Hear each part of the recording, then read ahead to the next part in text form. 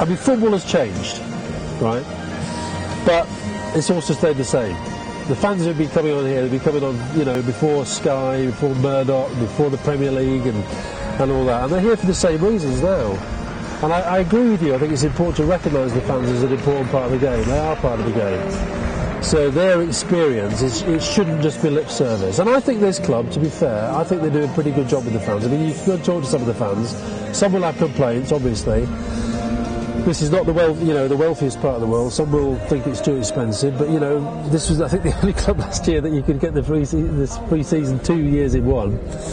So I think it really is important that the clubs, and I think, you know, I know people like Alex Ferguson, you know, at the top end of the game, and you know, I know that even if he's got his, you know, worries about the way the game's going sometimes, he does recognise that the fans are fundamental. You know, I mean, how many people, if there's one of those games, like a European game on telly, where for whatever reason it's being played behind closed doors because of misbehaviour by the fans, you don't watch it.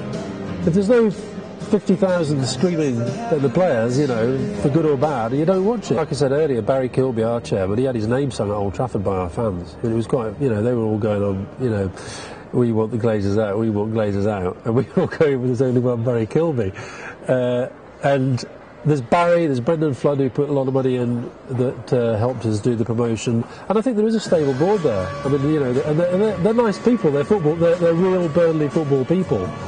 Now, does that mean if I don't know, a Chinese, an Iranian, or somebody came into the club? I don't know what would happen. I really don't know. But I think people like the fact that we've got, you know, Burnley, real Burnley. You watch Barry during the game. I mean, the he's living his whole life every week. And so I think it's a good it's a good thing about Burnley that we've got that kind of local ownership. But equally, you know, Man City fans, when the foreign money came in, they were all celebrating it, weren't they? So you've got the Chelsea supporters. I mean, every time you meet a Chelsea fan, have you noticed this? Every time you meet a Chelsea fan, they say, "Oh, sport is before Abramovich." You know, they all do that.